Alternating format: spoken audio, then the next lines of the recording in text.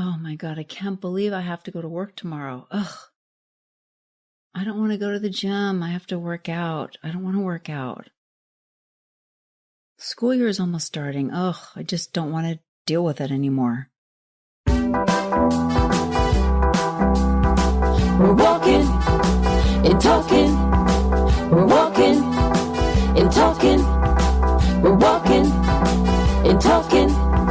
We're walking and talking with Helen Ryan. So this is the episode about reframing. And I want to tell you real quick, first off, that this is the third time I'm trying to record this because the first two times the microphone didn't work. So maybe I should reframe how I'm looking at the situation instead of being cranky, right? If you're walking with me today, you want to just start out at a moderate pace. Shake out your legs. Shake out your shoulders.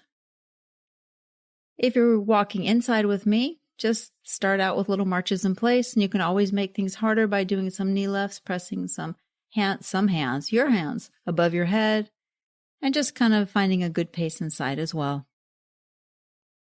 So reframing is actually kind of easy, at least when you think about it.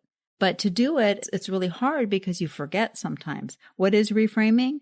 Well, it's changing the way you talk about and changing the way you think about certain things. I'm going to do a little dance right here. Okay, I'm ready. I'm ready for the dancing. So let's talk about reframing with exercise. But first, you're going to pick up a little bit of pace if you're walking with me. A lot of times you don't want to work out. You don't want to go to the gym. You don't want to take a class. You don't even want to do any videos at home or even go for a walk. And I understand because a lot of times I feel the same way. So you always tell yourself when you think, oh, I have to go to the gym. Oh, I have to work out. Oh, I have to do this. Oh, I have to do that. Now, you may not sound like that because that's really me, but you get the drift of what I'm talking about. So instead of you saying, oh, I have to work out later today, reframing is changing that to, I get to work out. I want to work out.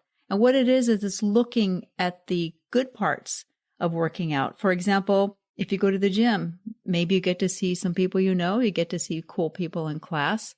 You get to listen to some good music. You get to get out of the house. If you're working out at home or if you're going for a walk, you get fresh air.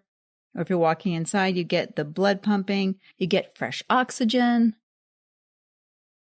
Same thing if you're outdoor walking. There's a lot of benefits. And instead of thinking to yourself, oh, I have to do this. I have to do this. Once it becomes a chore, then you don't want to do it, and then you dread it, and you build up that dread. So what you want to do is reframe it so it doesn't become a chore, and then also so it's something that you could maybe look forward to. Now, there are a lot of people who would like to be able to work out, and maybe someday you won't be able to work out. So you want to take advantage now, and you want to say, I get to work out. I get to do this. I get to move my body. I get to feel this feeling. And I want to do this. I want to feel this way. I want to see my friends. I want to listen to music. One thing you can do if you're, for example, walking, other than listening to me, is that you can find like a really exciting audiobook and you can only listen to that audiobook while you're walking. I used to do that with my elliptical machine. I would only watch an exciting show when I was on it because then I would have to get on it to see what happened. So you could do that with your walking or other kind of exercise. You could play a song that you love only when you're working out. You could listen to this exciting audiobook only when you're walking. And that gives you something to look forward to. Oh, I get to see what happens next. So I get to work out. I want to work out. And think about how working out really makes you feel. And this is where like your handy dandy notebook again, you can tell my son was a big fan of Blue's Clues. The handy dandy notebook, you can write down the negative words that you associate with it, like I have to work out. And then you can write some positive ones like I get to work out. I want to work out. I want to listen to this music. I want to go for a walk. I know I'll be less cranky. I really want to elevate my mood. And think about the positives of working out and reframe that. So catch yourself whenever you say, I have to, and immediately change it to I get to. And even if you just talk to yourself like I do, just remember, reframe that. And that's the hardest thing, is to catch yourself in the moment when you're saying, I have to. So that should be the first thing you do for this week, is change any I have to's to I get to. or I want to. I used to feel that way sometimes when I would teach a class. Oh, I have to teach tonight. I have to teach tomorrow morning. And then I would start fretting because I have to do this. I have to get my music ready. I have to do this. I have to do that. And then I made it like a really big stress. But the whole thing is when I got to class, I loved it. I was so looking forward to seeing the people in class. I loved the people. I got to play really good music. I felt amazing. And so I don't know why. Well, I do know why, because I don't like appointments. So it's like, I have to be there at this time. Then I start dreading the fact that I have to be there at this time. Not the actual class. It's just the fact that I have to be there at a certain time. And so I started to reframe that from, I have to do this, to, I get to teach this class tonight. I get to see so-and-so tonight. I get to do this tonight. I get to do this tomorrow morning. And that's what you want to think about when you reframe your working out. Now we're going to reframe it right now, and you're going to pick up a little bit of pace. And guess what? You get to pick up a little bit of pace. Yippee! I want to say yippee-ki-yay, mofo. Nice deep breath in. Pick up just a little bit of speed. Keep that oxygen flowing in and out, back and forth. Really important that you breathe. I know I'm always telling you to breathe. I know you know how to breathe. Shake out your shoulders a little bit. Shake out your hands. And hold that pace a little bit uncomfortable. Reframing works not only with exercise, but let's just say your work life. Whether you work at a job, or you have your own business, or you're working at home, taking care of the house, there's always something you're thinking about, oh, I have to do this. So maybe you've programmed yourself all this time to dread Mondays, when all reality, maybe Mondays aren't that bad. Maybe there's someone at work that you really enjoy speaking with. Maybe there are customers that you really like. Maybe there's something about your job that you really like to do, something that makes you happy. We spend a lot of time at jobs. There's something usually there that makes us feel good, makes us feel happy. That's what we want to focus on instead of, I have to go to work. Okay, pick up some pace now again. I want you to hold a little bit uncomfortable speed. Just remember to keep breathing in and out, nice and strong. So sometimes our jobs are less than ideal, and sometimes we have really crappy jobs. If you have a really crappy job, I know it's really hard to reframe. So it may be time for you to look for another job. It may be time to start planning for another job or start planning for another career. In the meantime, try to find something, one thing, the day at work, one thing, one person, one job that's coming up, one project that you can actually look forward to a little bit. That way, going to work won't be such a big deal and you won't start dreading it. We only have a certain number of hours in our lives available, and every second that passes is another second that we will never get back. So every second and every minute that we're fretting and we're thinking negative thoughts and we're thinking I have to and we're starting to dread things, those are times that these things are taking away from us. When you reframe it, it goes so much easier. When you reframe it, you don't lose all those seconds and minutes and hours to dread and to feeling the negativity. We want to feel as much positivity in our lives as we can in the time that we have available on this planet, because we don't know what happens. We want to live the best lives that we can, and we want to have the best moments that we can. And we need to try to make those moments in our own lives, because no one's going to make those moments for us, as I'm sure you have already discovered. Pick up more speed now. I want you to feel a little bit of a push. If you're at home, you can bring your arms above your head if you want. You can bring your knees up.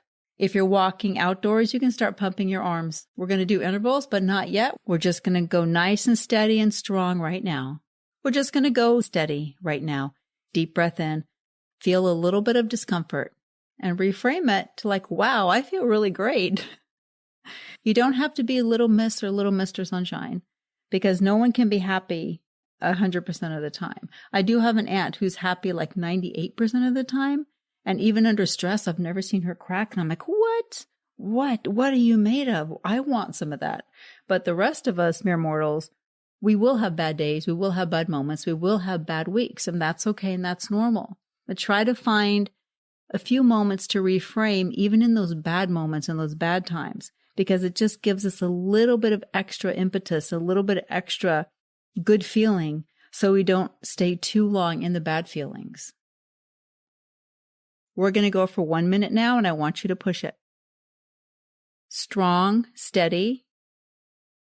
Shoulders are relaxed, hands are relaxed. You want to feel an effort here.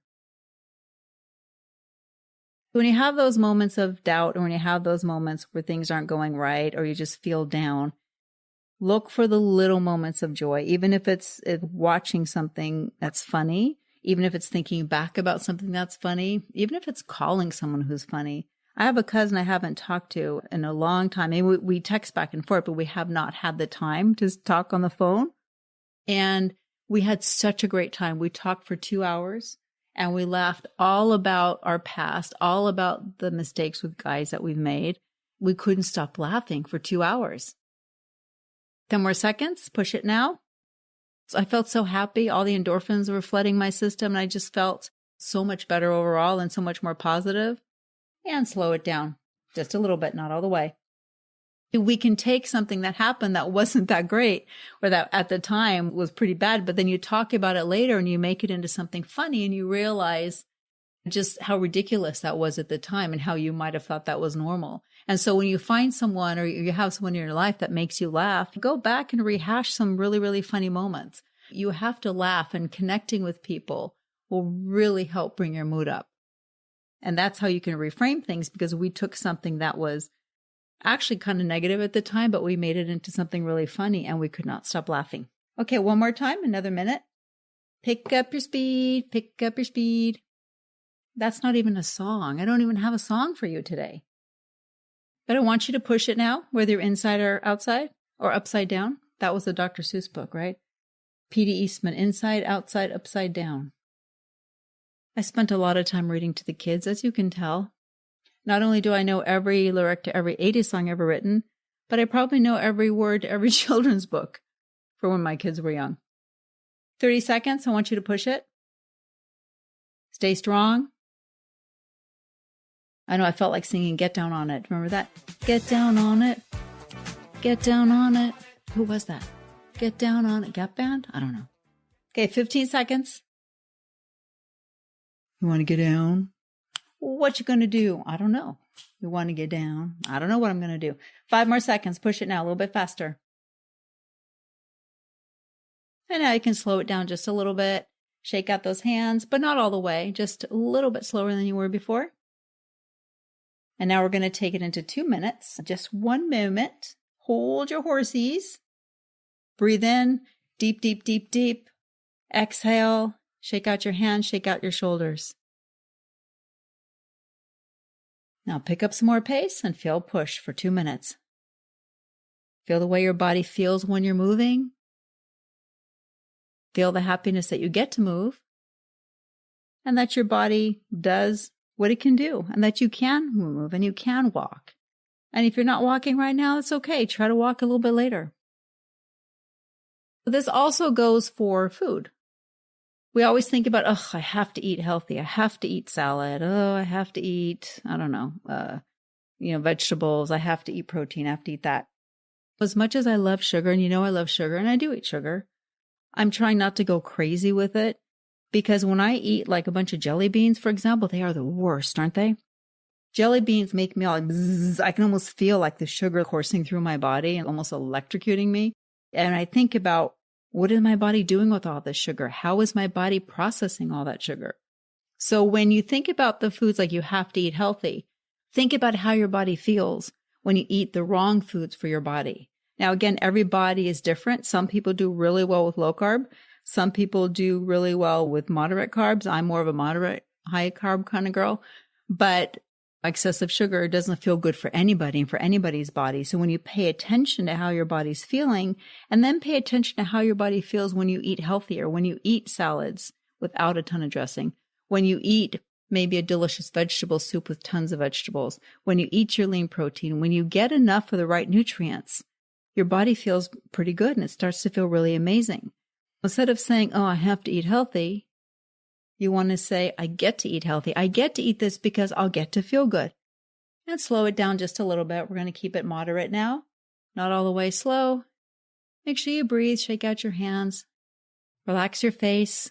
Even if you're driving or sitting somewhere listening to this, Make sure your face is loose. We tend to clench our jaws.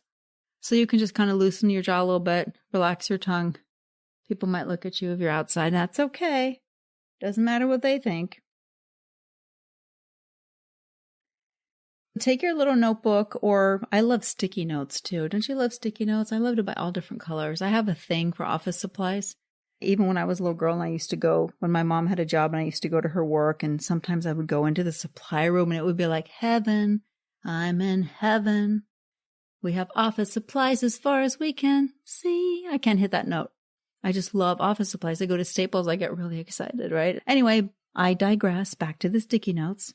You can take sticky notes and even put little notes on your bathroom mirror, or if there's some part of your place where you're staying that's for you, you can put them inside your closet on the wall. Put little sticky notes about what you would normally say and then what your new response is going to be. Okay, we're going to get ready. We're going to pick it up 2 more minutes and go. Faster now. Push it faster. Maybe you could even do 2 different color sticky notes. The one color would be what you would normally say.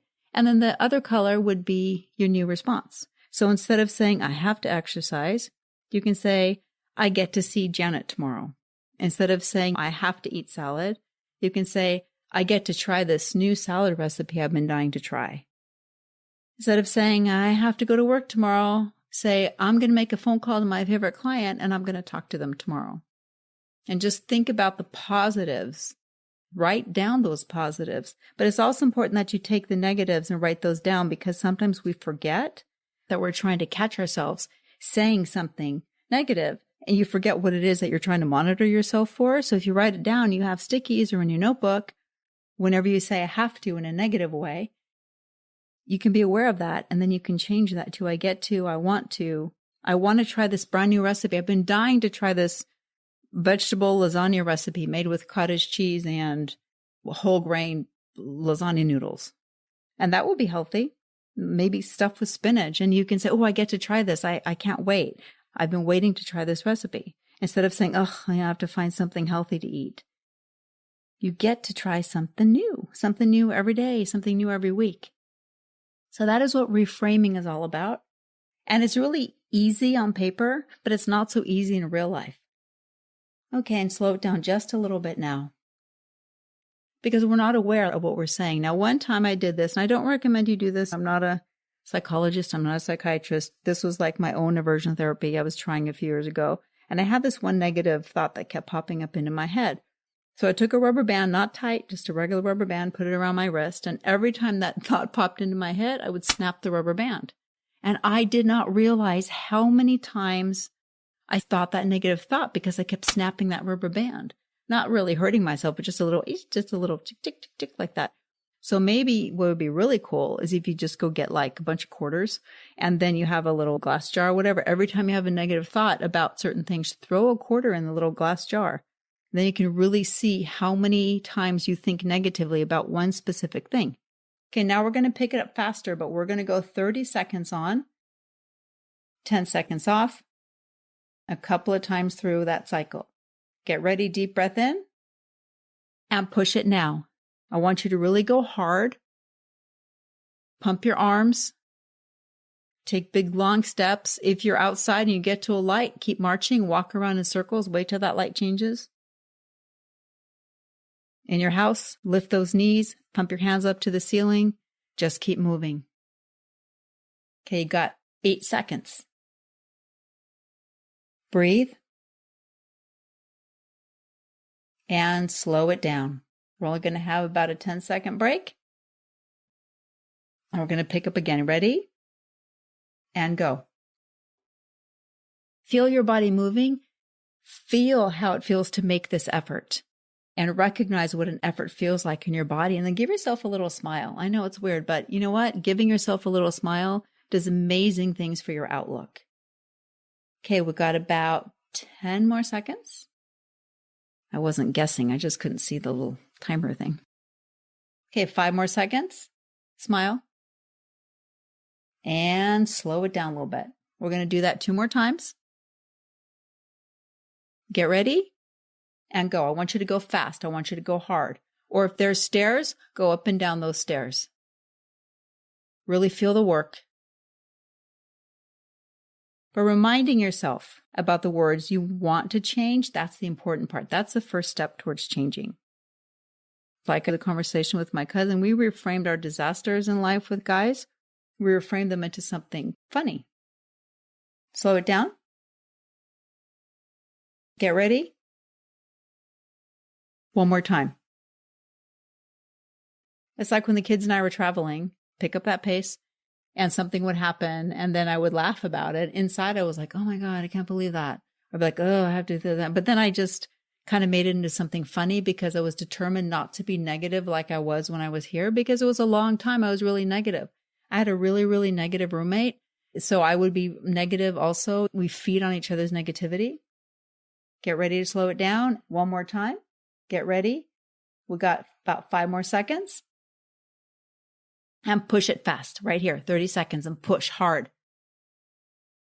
So if you're negative and someone else is negative, it's so easy to become negative because you feed off that. Like we said, we feed off that negative energy, and you almost try to out negative each other. I noticed that too when I was living with my roommate. No matter what he would say, I knew in my heart that my day was worse. So when I tried to say that, then he would try to out negative me, and it was really funny. And slow your pace. Okay, now we're going to go for 45 seconds. Pick up your pace and go. So also think about the people in your life who you may try to out negative or who try to out negative you. And it's really surprising how prevalent that is and how that affects your life. Now, I'm not one of those people who believes in like The Secret and manifest this and all that, because no matter how much I think about it, Billy Idol is not coming to marry me. It's not going to happen. I can think about it. I can manifest it. I can meditate on it. I could do whatever. He's not coming to marry me. I'm a realist. I know that. Billy. Okay, slow it down a little bit, not all the way. No matter what it is in life, there's something that you can do to reframe a situation. And try it this week, but try to pick maybe one thing or maybe 2 things, or even think about something that happened in the past that was really negative at the time, but think how you can make it funny. Because it can be funny. You can look back at it and think, oh my God, that was so silly. I did such a silly thing. And you change it into something that makes you laugh. Okay, we're going to go faster and go. Pick up for 45 seconds because I want to trick you. Because I mean like that. But I mean in a good way. So reframe it to where I'm not mean. I'm just supportive of your endeavor to get in better shape. How's that? Hold on to your pace. Writing notes or giving yourself some other kind of reminder. You don't have to snap a rubber band, but find something that will remind you, and then pick one thing a week to change. Maybe this week you're going to tell yourself, I'm not going to use the phrase, I have to. Slow it down. 2 more seconds. And slow it down a little more. Not all the way. So this week, take away the I have to for exercise, for example. So you're going to say, oh, I get to go for a walk. I get to do some core work. I get to do this video. I get to do this. I'm lucky. I want to. And change the way this week, how you think about one thing, whether it's exercise or food or your job. Change one thing from I have to I get to. And you'll be so amazed at the difference. You can change your mind with little tiny baby steps. Just like with everything else in life, it makes it easier if you start out with baby steps. And maybe you're never going to be Miss Positivity. You don't have to be. But for your life and your mental health and your overall enjoyment and the success and the goals that you have, you can reframe those little things. It will make a big difference. You don't have to be sparkly all the time. My ex-husband's boss used to say, sparkle plenty. You don't have to be sparkle plenty. Okay, I want you to pick up some pace now. Stay strong and stay uncomfortable. And you're just going to hold it for a little bit. Think about other situations in your life. Maybe you're in a relationship that has more negative aspects, or maybe I have to do this, or I have to do laundry. You know what? I don't like to do laundry. I'm more of a vacuuming kind of person. But when I do laundry, maybe I'll put on Saturday Night Live and I'll watch that and I'll fold my laundry. And I get it done and it's out of the way, and I didn't make it a big negative thing. I don't think about I have to fold laundry. No, my laundry's ready and I'm just going to take 5 minutes now and fold it, because that's all it takes. The litter box is a big thing. I keep my kitty's litter box sparkling clean. It takes literally 60 seconds to scoop the litter box. A lot of people don't because they don't want to, and then the cat doesn't like a dirty litter box and they pee somewhere else. But if you don't say, I have to, I'm going to take the trash out, walking right past the litter box. I'm just going to scoop it and off we go. You don't even think about it. You don't give yourself a chance to dread it. You don't give yourself a chance to talk negatively to yourself. Okay, slow it down just a little bit now. Another thing that we tend to do is we say hate a lot. And maybe not you, but I always say, oh, I hate this, I hate that, I hate this. Well, no, I don't actually hate any of that. It's a phrase that I use, and it's something that I've been trying to work on because I don't actually hate much. I hate people who are mean. I hate people who put other people down, but that's about all I hate. Maybe I hate fish. Okay. But other than that, I don't hate things. And a couple of weeks ago, I think I told someone, I hate the podcasting. Well, I know I don't hate the podcasting. What it is about the podcasting is I'm tired of listening to my own voice because I have to record it, and then I have to listen to it, and then I'll cut out if there's any big gaps or if I turn away from the mic and you can't hear me. So I have to listen to it, and then I have to edit the transcript. If you've watched as the transcript pages turn, you'll see it's completely crazy because I don't speak clearly, I guess, and it can't understand me. So I have to edit it over and over again. So by the time you hear this, I've heard myself so many times. It's like, I don't want to listen to Helen anymore. All she does is talk to me. Get ready, 45 seconds. So I'm making myself aware again of the fact that I'm using the word hate when I really don't hate something. Maybe I don't feel like doing something, or maybe it's annoying to me, but I don't actually hate it. And I'm noticing that more now as I'm trying to be aware of it. I'm really noticing who else is like that. And I really didn't notice it before because I was trying to out-negative them. And slow it down a little bit. Sometimes we forget how lucky we are that we can do the things we have. And a lot of people have chronic issues. I have chronic pain. My daughter has fibromyalgia. I had a woman in my class for years. She was young and she had chronic arthritis. And she said, well, I hurt whether I work out or not, so I might as well work out. And that was like the best attitude. For those who don't have any chronic pain or issues, why not? Why not take advantage of the fact that you feel pretty good? And you are able to exercise. You get to exercise. Do that this week. Just think about framing it into I get to. And the next week, pick something else and find a word or a phrase that you want to eliminate from your thoughts and change that, and then put a little note as to what you want to change it to. Maybe you start with the food next week, and the week after, maybe you start with a job or a project. You don't say I have to when you're getting ready to plan for vacation. You're like, oh, I'm going to do this. I'm going to go shopping. I'm going to do this. I'm going to make the reservations. But you don't do that when like you're getting ready to do spring cleaning or winter cleaning or whatever it is that you do. So just really think about the way that you talk to yourself. You got to be nice to yourself because who else is going to be nice? That's right.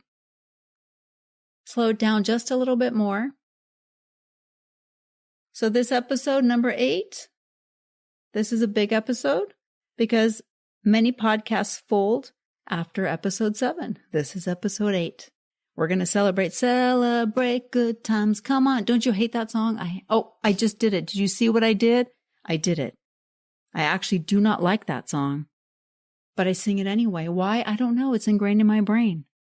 But you see how easily that just slipped out of there from me? That's the one thing I really need to work on, the word hate. So if you catch me doing it in another podcast, I want you to let me know and say, listen, Helen, you said you were going to do that and you did it. Slow it down a little bit more now. Take a deep breath in. Always remember to breathe, especially if you get stressed or overwhelmed. Just breathing really, really helps. It helps just relax everything and calm you, and you can slow your breathing down, especially in situations where you might be nervous or stressed. When I was exercising, if I got really tired, I just controlled my breathing a little bit and then, got right back to where I needed to be. If you're walking with me or if you're walking inside, just go ahead and stretch a little bit on your own. Make sure you stretch out and get all tension out of your legs because we know we've been walking.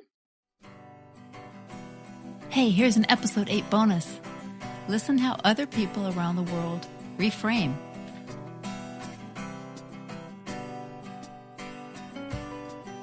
like, after work, you know, I found myself complaining, like, had to go and buy, you know, a present for one of the kids' friends' birthdays, and I was exhausted going home, and I actually was able to reframe that from gratitude, like, just thinking about what can I be grateful for about this situation? And, you know, and I was like, you know what? I get to go to the shop because I have a car that can take me there. I have the finances, I get to buy a present. And my child has a friend, like a beautiful friend that I get to buy a present for. And we have shops handy that have that service that I get to do. So, like, that's a really cool reframe that I do. I do lots and lots of different reframes, but that's just one example I thought I'd share with you.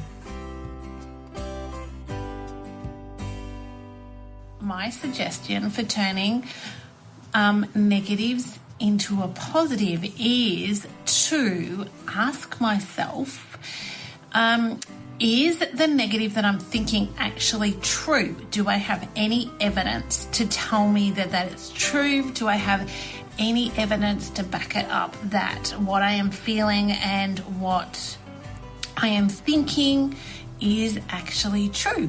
And 9 times out of 10 it is incorrect. Actually, most of the time it's incorrect, because my brain will have a little moment where it likes to run on a little tangent, or it'll attach some other experience that I've had to that. So that is Katia, and I'm coming from Melbourne.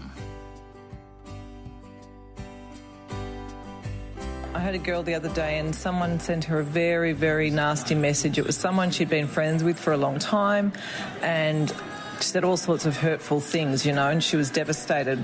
And we ended up reframing it to being the fact that she wanted to go and thank this girl for showing her a blind sight,